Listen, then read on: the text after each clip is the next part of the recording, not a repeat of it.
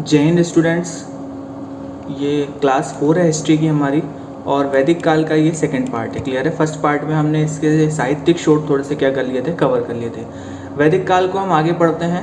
ठीक है, ये सेकंड पार्ट है वैदिक काल का। इसकी पीडीएफ आपको डिस्क्रिप्शन बॉक्स में मिल जाएगी, और आपने अगर मेरे पुराने वीडियो नहीं देखे तो आप उसे भी जाकर डिस्क्रिप्शन लिंक से देख सकते हैं। ठीक है ना? चलिए तो स्टार्ट करते हैं वैदिक काल का पार्ट 2 आज। ठीक है, तो हम देखे थे कि अभी तक हमने क्या पढ़ी थी, हड़प्पा संस्कृति पढ़ी थी। ठीक है ना? तो हड़प्पा संस्कृति के पतन के बाद भारत में एक नई सभ्यता का क्या हुआ, आविर्भाव हुआ। क्लियर है? हड़प्पा सभ्यता अप्रोक्स खत्म हो गई थी 1700 के। ठीक है ना? उसके बाद 150-200 साल का डार्क पीरियड रहा हिस्ट्री में, और 1500 ईसा पूर्व से एक नई सभ्यता चालू होती है भारत में, जिसे हम किस रूप में पढ़ते हैं, वैदिक सभ्यता के रूप में। क्लियर है? वैदिक सभ्यता को भी हम क्या करते हैं, 2 पार्ट्स में डिवाइड करते हैं। ठीक है ना? इसको थोड़ा देख लीजिए। ये देखिए यहाँ चार्ट बना हुआ है। वैदिक काल जो पूरा टाइम पीरियड है ये 1500 से 600 ईसा पूर्व का है। क्लियर है? वैदिक काल जो है 1500 से 600 ईसा पूर्व का है। इस वैदिक काल को हम 2 पार्ट में डिवाइड करते हैं। क्लियर है? एक होता है ऋग्वेद काल एक कौन सा होता है, ऋग्वेद काल। ऋग्वेद का टाइम पीरियड क्या है, 1500 ईसा पूर्व से 1000 ईसा पूर्व। ठीक है ना? और दूसरा होता है उत्तर वैदिक काल, यह है 1000 ईसा पूर्व से 600 ईसा पूर्व। क्लियर है? मतलब वैदिक सभ्यता को भी हम 2 पार्ट में पढ़ें। अगर टाइम पीरियड की हम बात करें तो 2 टाइम पीरियड इसमें आपको देखने को मिल रहे हैं, एक तो ऋग्वेद और एक उत्तर वैदिक काल का। ठीक है? वैदिक काल किन लोगों से जाना गया, कैसे गया, ये सारा हम आज कवर करेंगे। देखिए पहला लिखा है पॉइंट, वैदिक संस्कृति के निर्माता आर्यों को माना जाता है। ठीक है ना? ये आर्य शब्द का इस्तेमाल सबसे पहले मैक्स मूलर करेंगे। ठीक है ना? इसे हम देखते हैं। वैदिक संस्कृति के निर्माता कौन कहलाते हैं, आर्य। ये आर्य कौन थे, आगे हमको समझ में आएगा ये आर्य कौन थे, कहाँ से आए थे। ठीक है ना? आर्य एक कैसा वर्ड है, तो आर्य एक संस्कृत भाषा का वर्ड है, जिसका अर्थ क्या है, श्रेष्ठ, उदात्त, अभिजात, कुलीन, उत्कृष्ट और क्या, स्वतंत्र। है ना? बहुत सारे इसके क्या है, मीनिंग है। आर्य किसका वर्ड है, एक संस्कृत भाषा का वर्ड है। ठीक है ना? जिसका अर्थ क्या है, श्रेष्ठ। ठीक है? उसके बाद आर्य एक भाषा सूचक शब्द है। ठीक है ना कि क्या, प्रजाति सूचक शब्द। एक कैसा शब्द है ये, भाषा सूचक, ना कि प्रजाति सूचक। क्लियर है? जो हिटलर था वो हिटलर अपने आप को इसे किस रूप में लेता था, जाति के रूप में लेता था, लेकिन आर्य एक कैसा शब्द है, भाषा सूचक शब्द है। ठीक है ना? तो ये जनरल बात समझ में हो गई भैया। 2 पार्ट टाइम पीरियड में डिवाइड है, ऋग्वेद काल, उत्तर वैदिक काल। ठीक है ना? ये वैदिक काल के निर्माता या वैदिक संस्कृति के निर्माता क्या कहलाते हैं, आर्य कहलाते हैं। ये ग्रामीण सभ्यता रहेगी। कैसी सभ्यता रहेगी, ग्रामीण सभ्यता।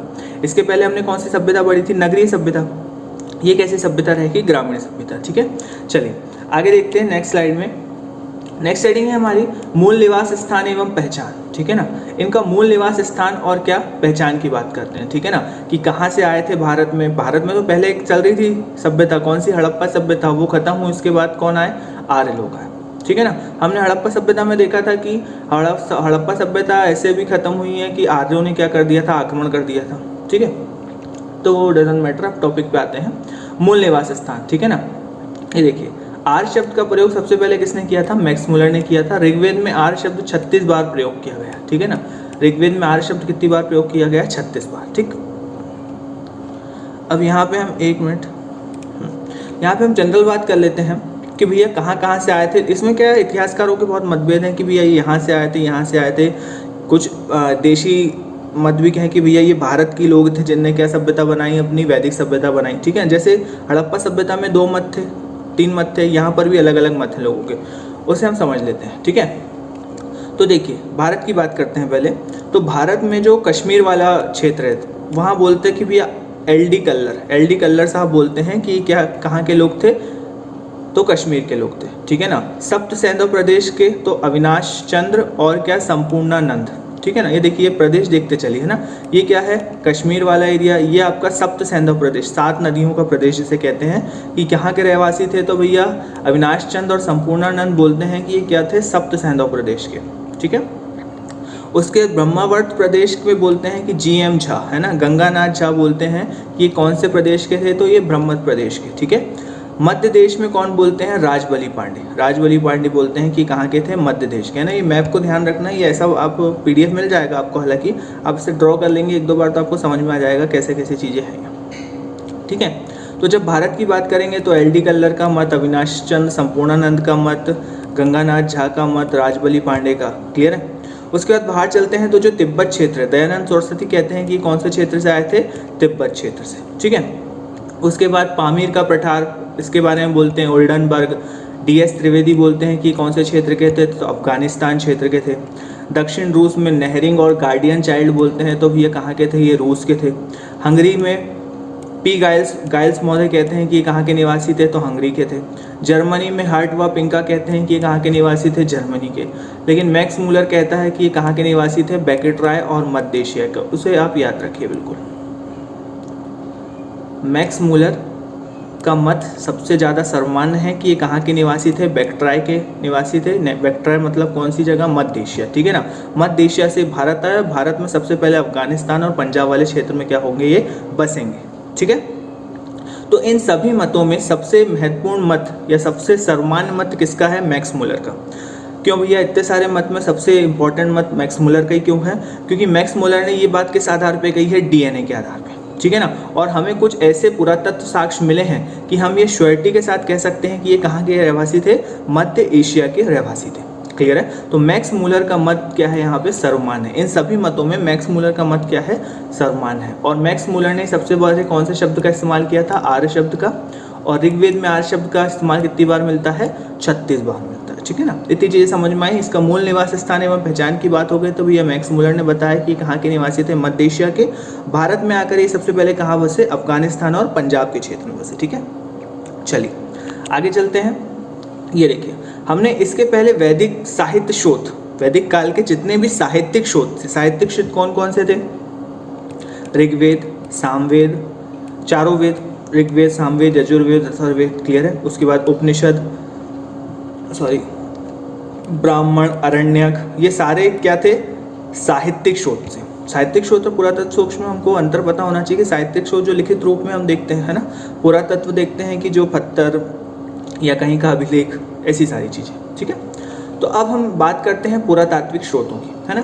पुरातात्विक स्रोत में सबसे इंपॉर्टेंट है एशिया माइनर का बोगाज कोई का अभिलेख। ये कब मिला है, 1400 ईसा पूर्व। और कहाँ से मिला है, तुर्की से, ठीक है ना। तो एशिया माइनर, जिसे आप किस नाम से जाते हैं, बोगाज कोई का अभिलेख, ये मिला है 1400 ईसा पूर्व। और ये कहाँ से मिला है, तुर्की से, ठीक है ना। देखिए अब इस पुरातत्व शोध से ही पता चलेगा कि भाई ये कहाँ के थे, तो मध्य एशिया के थे, ठीक है। तो तुर्की में दो कबीले, एक हित्ती कबीला और एक कौन सा कबीला, मेतन्नी कबीला। और इसका एक राजा सुब्बिलीमा और मतयुवजा, इन दोनों के बीच क्या होती थी, लड़ाइयाँ होती थी, ठीक है ना। तो इन दोनों के बीच संधि हुई है कि इन दोनों के बीच क्या कराई गई है, दोस्ती कराई गई है ना। ये लड़ते थे बहुत, कौन, सुब्बिलीमा और मतयुवजा, अलग अलग कबीले के थे। तो इन दोनों के बीच क्या कराई, फ्रेंडशिप कराई गई। और फ्रेंडशिप कराई गई तो कुछ देवताओं की क्या दिलाई गई इन्हें, शपथ, जैसे इंद्र, मित्र, वरुण, अश्विन। और इन देवताओं का वर्णन आपको किस में मिलेगा, ऋग्वेद में मिलेगा, ठीक है ना। इंद्र भगवान का वर्णन आपको ऋग्वेद में मिलेगा, मित्र, वरुण, अश्विन, इन सभी भगवानों का किस में आपको वर्णन मिलेगा, ऋग्वेद में। तो देखो कंपैरिजन समझ में आ गया। एशिया माइनर जो अभिलेख कहाँ से मिला है, तुर्की से। और भारत में जो ऋग्वेद है, उनमें दोनों में देवताओं की क्या है, समानता है। तो हम इस आधार पर भी कह सकते हैं कि ये कहाँ के निवासी थे, मध्य एशिया के। मैक्स मूलर ने कहा था कि बेकेट्राय मध्य एशिया के निवासी थे। पुरातत्व के एक स्रोत एशिया माइनर से हमें पता चलता है कि कहाँ के थे, तो मध्य एशिया के निवासी थे, ठीक है। आई बात समझ में। चलिए एक स्रोत और मिला हमें, कस्सी का अभिलेख। देखिए दूसरी स्लाइड में कस्सी का अभिलेख मिला है हमें 1600 ईसा पूर्व। ये कहाँ से मिला है, ईरान से, है ना। यहाँ ईसा पूर्व नहीं लिखा, देख लेना ऐसा। कस्सी का अभिलेख मिला है हमें 1600 ईसा पूर्व। कहाँ से मिला है, ईरान से। तो इस अभिलेख में लिखा हुआ है ईरानी आर्य की एक शाखा कहाँ आई है, भारत आई है, ठीक है। ये तो प्रूफ ही हो गया, ठीक है। कस्सी का जो अभिलेख 1600 ईसा पूर्व हमें ईरान से मिला है, इसमें एक लाइन ही लिखी गई है कि ईरानी आर्य की एक शाखा कहाँ पर आई है, भारत आई है। तो हम अब डैमश्योर हो जाते हैं कि मध्य एशिया, बेकेट्राय और मैक्स मूलर का मत यहाँ पे सर्वमान्य है कि ये कहाँ के निवासी थे, मध्य एशिया के निवासी थे। क्लियर है। चलिए अब ये आ भी गए, है ना, हमें पता भी चल गया कि कहाँ से आए, ठीक है। अब बात करते हैं ऋग्वैदिक आर्यों का भौगोलिक विस्तार, ठीक है ना। भौगोलिक विस्तार की भैया देखो दो टाइम पीरियड में पढ़ रहे हैं हम इसको, 1500 से 1000 ईसा पूर्व और 1000 से 600 ईसा पूर्व। एक तो ऋग्वेद काल और एक उत्तर वैदिक काल, ठीक है ना। तो दोनों में इनका जो भौगोलिक एरिया है वो क्या है, थोड़ा सा डिवाइडेड है। तो सबसे पहले हम देखते हैं ऋग्वैदिक आर्यों का भौगोलिक विस्तार, ठीक है ना। इस स्लाइड में हम भौगोलिक विस्तार नदियों के बारे तक समझ लेंगे और उसके बाद आने वाली स्लाइड में हम MPPSC मेंस के हिसाब से, जिसमें इनका सामाजिक जीवन, आर्थिक जीवन, राजनीतिक जीवन, ये सारा का सारा कवर करेंगे, ठीक है ना। तो ऋग्वैदिक आर्यों का जो भौगोलिक विस्तार है वो देखिए, ये मध्य एशिया से आए, मध्य एशिया से आए और मध्य एशिया से आके कहाँ बसे, भारत में, ठीक है ना। पंजाब और अफगानिस्तान वाले क्षेत्रों में बसे और धीरे धीरे इन्होंने क्या किया, विस्तार किया। ये देखिए,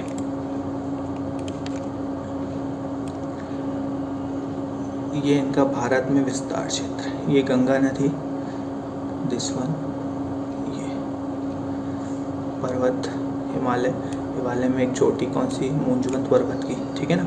तो ये क्षेत्र है, यहाँ पर आकर कौन बसे, ऋग्वैदिक आर्य बसे। तो ये किसका एरिया हो गया, ऋग्वैदिक काल, मतलब 1500 से 1000 ईसा पूर्व का टाइम पीरियड, ठीक है ना, गंगा नदी तक, ठीक है ना। क्योंकि और इसके बाद क्या करेंगे, अपने क्षेत्र का विस्तार करेंगे, क्योंकि इसके बाद किसका इस्तेमाल चालू कर देंगे, लोहे का, है ना। लोहे से जंगल काटते जाएंगे आसानी से और ये क्षेत्र में क्या होते जाएंगे, इधर भी आगे बढ़ते जाएंगे और इधर भी। तो अगर देखा जाता है कि ऋग्वैदिक भौगोलिक विस्तार क्या है, तो इस तरह से, ठीक है ना, हिमालय, इधर मूंजवंत पर्वत, यहाँ से अफगानिस्तान वाला क्षेत्र, यहाँ पर हम देख लेते हैं राजस्थान के आसपास वाला क्षेत्र, राजस्थान के ऊपर का क्षेत्र, उसके बाद उत्तर प्रदेश का थोड़ा सा क्षेत्र, ठीक है ना। इसके बाद हम उनका देखते हैं कितना उत्तर वैदिक आर्यों का भौगोलिक विस्तार। ये देखिए, उत्तर वैदिक आर्यों का भौगोलिक विस्तार देखिए थोड़ा सा बढ़ जाता है ना। ये यहाँ तक थे, ये यहाँ तक चले गए, ये देखिए, है ना, समुद्र तक देख लिया हमने, है ना। मतलब उत्तर वैदिक आर्यों किससे परिचित हो गए थे, समुद्र से। ये देखिए, ये इनका पूरा एरिया, ठीक है ना। विंध्यन घाटी तक, दक्षिण में कहाँ तक बढ़ गई है, विंध्यन घाटी तक बढ़ गए। इधर कहाँ बढ़ गए, तो भैया गंडक कोसी नदी तक ये क्या हो गए, आगे बढ़ गए, ठीक है ना। देखते चलिए, क्योंकि इसके बाद अब जन आने वाले हैं, महाजनपदें आने वाली हैं। अब हिस्ट्री थोड़ी सी क्या होने वाली है, यहाँ पर बदलने वाली है, ठीक है ना। अभी हम एक एक पार्ट कवर कर रहे हैं, अब हमको बड़ा बड़ा पार्ट कवर करना पड़ेगा, क्योंकि अब क्षेत्र विस्तार हो रहा है, अलग अलग जनपदें बनेंगी, अलग अलग राजाएं आएंगे। हिस्ट्री अब क्या होने वाली है, वास्ट होने वाली है, ठीक है। तो हम देखते हैं कि उत्तर वैदिक आर्यों का भौगोलिक विस्तार क्या है। तो ऊपर तो एज इट इज लगभग सेम है, भारत में नीचे की तरफ बड़े, विंध्यन घाटी, इधर समुद्र तक देख लिया इन्होंने, इधर गंडक कोसी नदी तक पहुंच गए, ठीक है ना। इनने क्षेत्र का क्या कर लिया, अपना विस्तार कर लिया, ठीक है। तो ऋग्वैदिक भौगोलिक विस्तार अलग है और उत्तर वैदिक भौगोलिक विस्तार क्या है, थोड़ा सा अलग है। इसे थोड़ा सा दिमाग में याद रखना, ठीक है ना, कैसे कैसे हम भारत में अब बढ़ते जा रहे हैं, ठीक है। चलिए, तो उत्तर वैदिक काल, मतलब ये वैदिक काल में कुछ नदियों का भी उल्लेख होता है ना। वैदिक कालों में नदियों में लगभग अप्रॉक्स 31 नदियों का यहाँ पर क्या है, उल्लेख है, ठीक है ना। सिंधु नदी का सबसे सर्वाधिक उल्लेख है यहाँ पर, देखिए आगे वाली स्लाइड में। हाँ, ये देखिए, वैदिक काल में प्रमुख नदियाँ, वैदिक काल की कुछ प्रमुख नदियाँ हैं। सिंधु नदी का यहाँ पे अधिक उल्लेख है, सबसे अधिक उल्लेख किसका है, सिंधु नदी का, ठीक है। और सरस्वती नदी इनमें क्या थी, सबसे पूजनीय थी, है ना। सिंधु नदी का यहाँ पर क्या है, सबसे अधिक उल्लेख है। और सबसे पूजनीय नदी कौन सी थी, सरस्वती। इसे नदी तमा, है ना, नदी तमा बोला जाता था, है ना। तो ये हो गई सिंधु, ये हो गई सरस्वती, है ना। ये चार्ट एक मैंने बनाया है, ये आपको याद करना पड़ेगा, इसे याद कर लीजिए। कई बार मैच द कॉलम के फॉर्म में आ जाते हैं ये, कि पुरानी नदी का क्या नाम, मतलब पुराना क्या नाम था, प्राचीन नाम क्या था और आधुनिक नाम क्या हो गया। देखिए, कुंभ,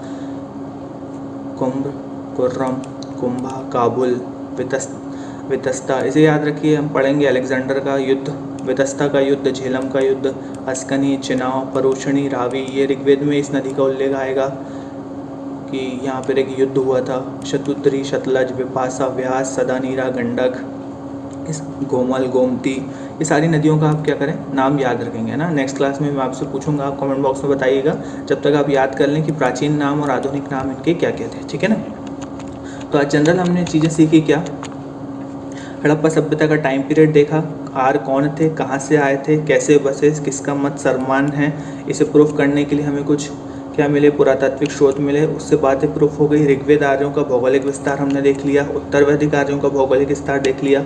सिंधु नदी का उल्लेख सबसे ज़्यादा है, सरस्वती नदी इनकी सबसे पूजनीय थी, और बाकी प्राचीन और इनके क्या आधुनिक नाम। नेक्स्ट क्लास में हम देखेंगे इनका थोड़ा डिटेल में देखना पड़ेगा, क्योंकि अब इनका राजनीतिक जीवन, आर्थिक, सामाजिक, सांस्कृतिक क्या चल रहा था, कैसे हो रही थी चीज़ें, ये मेंस में राइटिंग के हिसाब से बहुत इंपॉर्टेंट है। ये तो प्री का पोर्शन हो गया, ठीक है ना।